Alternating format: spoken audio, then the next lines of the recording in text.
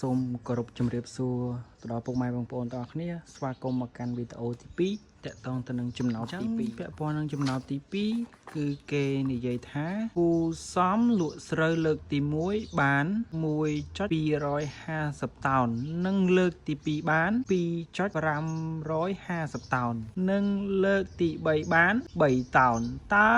គាត់លក់ស្រូវសរុបបានប៉ុន្មានតោនអញ្ចឹងខ្នាតគេសួររកចំនួនតោនអញ្ចឹងលេខបែបនេះយើងយកលើកទី1បូកជាមួយនឹងលើកទី2បូកជាមួយនឹងលើកទី3បាទអញ្ចឹងកុំឲ្យខាត់ពេលវេលាយូរតោះទៅទស្សនាការធ្វើចំណោទរបស់ខ្ញុំបាទអញ្ចឹងយើងដំបូងគឺយើងត្រូវទៅសេចម្លើយសារតាចំណោទនេះខ្ញុំអត់ចង់ឲ្យខាត់ពេលវេលាយូរទេអញ្ចឹងខ្ញុំសូមទៅសេចម្លើយយកតែម្ដង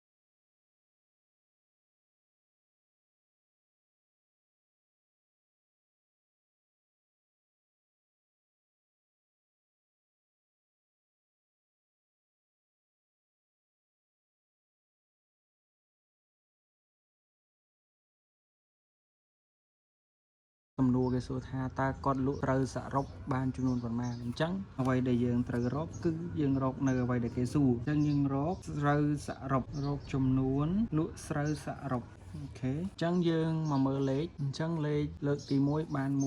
1.250 តោនលើកទី2បានអញ្ចឹងយើងត្រូវបូកបញ្ចូលគ្នាលើកទី2បាន 2.550 តោនបូកជាមួយនឹងចុងក្រោយគេគឺ3តោនអញ្ចឹងស្មើតោះអញ្ចឹងយើងទៅធ្វើប្រមាណវិធីទាំងអស់គ្នា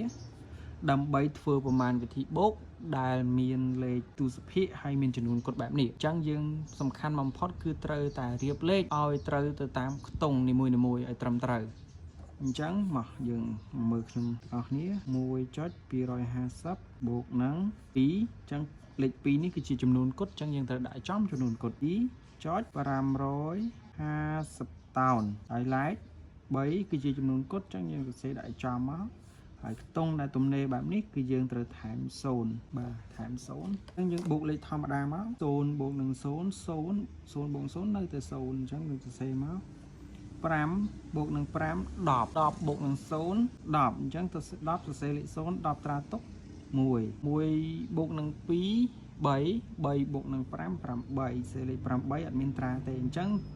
ចំណុចទស្សភាគយើងដាក់ចំខ្ទង់របស់វា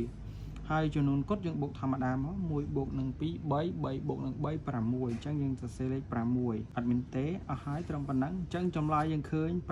6.800 តោន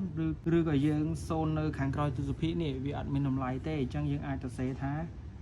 6.8 តោនអញ្ចឹងយើងអាចឆ្លើយបានដូចនេះ